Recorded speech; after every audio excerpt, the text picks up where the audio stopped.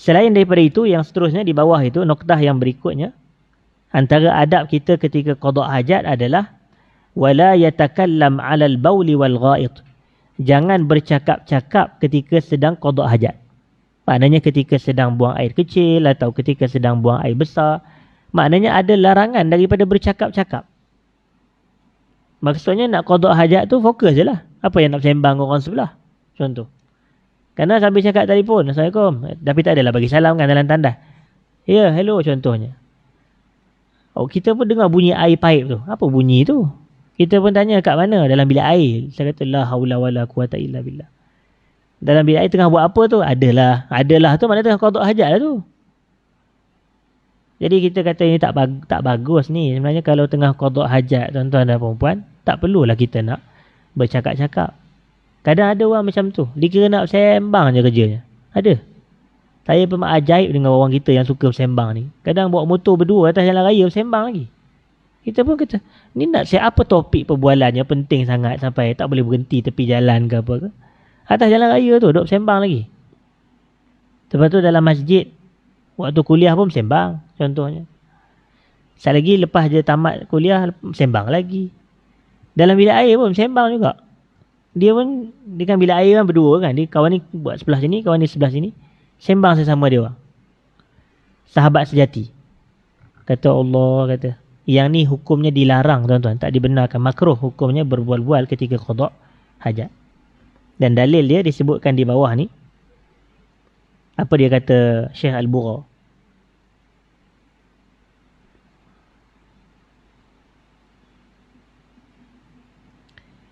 Rawa Muslimun wa ghairuh. Imam Muslim dan selainnya meriwayatkan.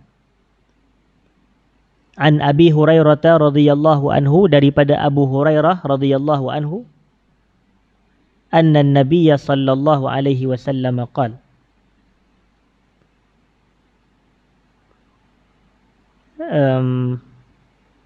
Saya minta maaf hadirin dan hadirat. Ani bin Umar, saya betulkan. Ani bin Umar radhiyallahu anhuma anna rajulan marra wa Rasulullah sallallahu alaihi wasallam yabul fasallama alaihi falam yarudda alaihi. Imam Muslim meriwayatkan daripada Ibnu Umar bahawasanya beliau berkata, ada satu orang lelaki itu melintasi Rasulullah sallallahu alaihi wasallam ketika baginda sedang kencing. Maknanya ketika baginda sedang buang air kecil. Maknanya sedang qada hajat siapa? Rasulullah. Fasallama alaih. Lalu dia bagi salam kepada Nabi alaihi salatu wassalam. Falam yarudda alaih. Nabi pun tidak menjawab salamnya. Nabi tidak menjawab salam. Menjawab salam ni, tidak menjawab salam ni dianggap oleh para ulama diumumkan sebagai tidak bercakap. Sebab apa tuan-tuan? Sebab menjawab salam kan hukum dia apa? Wajib. Tapi bila Nabi meninggalkan perkara yang wajib, menunjukkan bercakap tu tidak dibenarkan lah.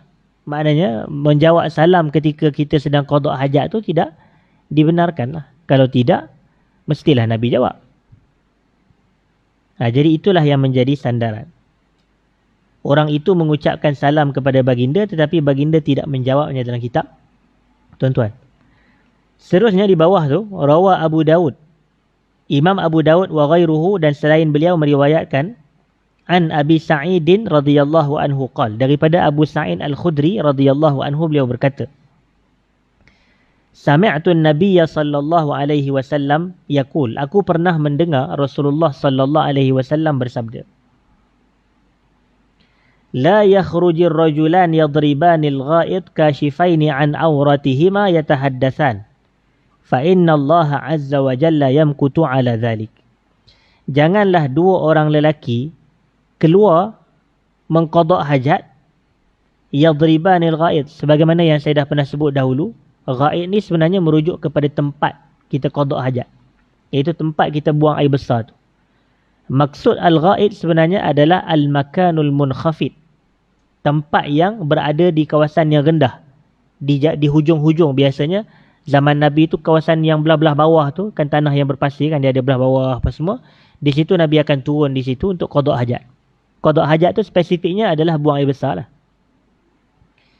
Jadi janganlah dua orang lelaki dari kalangan kamu keluar menuju ke tempat buang air besar kashifain an auratihima, dalam keadaan mereka membuka aurat mereka, yatahaddasan, dan mereka berbual-bual.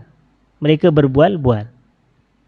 Fa inna Allah azza wa jalla yamqutu ala dhalik, sesungguhnya Allah Subhanahu wa taala membenci perbuatan tersebut. Allah membenci perbuatan tersebut.